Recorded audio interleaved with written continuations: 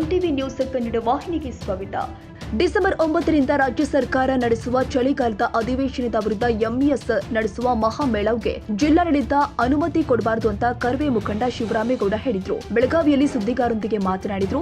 ಜಿಲ್ಲಾಡಳಿತ ಎಂಇಎಸ್ಗೆ ಮಹಾಮೇಳವ್ ನಡೆಸಲು ಅನುಮತಿ ಕೊಟ್ರೆ ಕರ್ವೆ ಶಿವರಾಮೇಗೌಡದ ಬಣದ ಕಾರ್ಯಕರ್ತರು ಮಹಾಮೇಳವ್ ನಡೆಯುವ ಜಾಗಕ್ಕೆ ಹೋಗಿ ಎಂಇಎಸ್ ನಾಯಕರಿಗೆ ಮಸಿ ಬಳಿಯಲಾಗುತ್ತೆ ಅಂತ ಎಚ್ಚರಿಸಿದ್ದಾರೆ. ಸೋಮವಾರದಿಂದ ಬೆಳಗಾವಿಯಲ್ಲಿ ನಡೆಯತಕ್ಕಂಥ ಕರ್ನಾಟಕ ಸರ್ಕಾರದ ಅಧಿವೇಶನದ ಪರ್ಯಾಯವಾಗಿ ಈ ಎಂಇಎಸ್ ಪುಂಡ್ರು ಅವರು ಈಗಾಗಲೇ ಸರ್ವನಾಶ ಆಗಿದ್ದಾರೆ.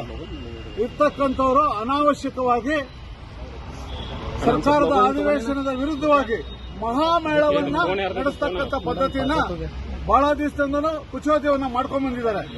ಈಗಾಗಲೇ ಹಿಂದೆ ಅವರಿಗೆ ತಕ್ಕ ಪಾಠವನ್ನು ಕಲಿಸಿದ್ದೀವಿ. ಈ ಬಾರಿನೂ ಅವರು ಅನೇಕ ಗತ್ತುಗಳಿಂದ ನಾವು ಈ ಮಹಾಮೇಳವನ್ನು ನಡೆಸ್ತೇವೆ. ಕರ್ನಾಟಕದ ಸರ್ಕಾರದ ಬಸ್ಗಳನ್ನ ನಾವು ಸುಟ್ಟಾಕ್ತೀವಿ. ನಮ್ಮ ಗಡಿ ಒಳಗೆ ಬಂದ್ರೆ ಗೂಂಡಾ ರೀತಿಯಲ್ಲಿ ದುಷ್ಟತನದಲ್ಲಿ ಎಂಇಎಸ್ ಗೂಂಡಾಗಳು ಪ್ರತಿ ಬಾರಿ ಮಹಾರಾಷ್ಟ್ರದ ಪುಂಡ ರಾಜಕಾರಣಿಗಳನ್ನ ಬೆಳಗಾವಿಗೆ ಗಡಿಗೆ ಕರೆದಿ ಶಾಂತಿಗೆ ಹೆಸರಾಗಿರ್ತಕ್ಕಂಥ ಕರ್ನಾಟಕವನ್ನು ಯಾವಾಗಲೂ ಅಶಾಂತಿ ಉಂಟು ಮಾಡ್ತಾರೆ. ಈ ಪೊಲೀಸ್ ಇಲಾಖೆ ಹಾಗೂ ಜಿಲ್ಲಾಡಳಿತ ಯಾವುದೇ ಕಾರಣಕ್ಕೂ ಮಹಾಮೇಳಕ್ಕೆ ಆಸ್ಪದ ಕೊಡಬಾರದು. ಈ ಶಿವಸೇನೆ ಎಂಇಎಸ್ ಪುಂಡ್ರಿಗೆ ತಕ್ಕ ಪಾಠವನ್ನು ಕಲಿಸಬೇಕು. ಇಲ್ಲವಾದ ಪಕ್ಷದಲ್ಲಿ ಕನ್ನಡ ಪರ ಹೋರಾಟಗಾರರು ಇಲ್ಲಿವರೆಗೂ ಏನೋ ಒಂದು ತಮ್ಮ ದೈತ್ಯ ಶಕ್ತಿಯನ್ನು ತೋರಿಸ್ಕೊಂಡ್ ಬಂದಿದ್ದಾರೆ.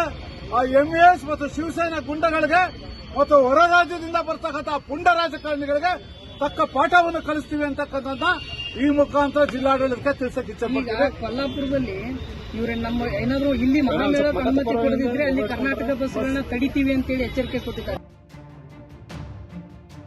ತಾಜಾ ಸುದ್ದಿಗಾಗಿ ಎಂಟಿವಿ ನ್ಯೂಸ್ 24x7ಗೆ ಸಬ್ಸ್ಕ್ರೈಬ್ ಮಾಡಿ ಮತ್ತು ಬೆಲ್ ಐಕಾನ್ ಅನ್ನು ಒತ್ತಿ. ತಪ್ಪದೇ ಲಿಂಕ್ ಶೇರ್ ಮಾಡಿ.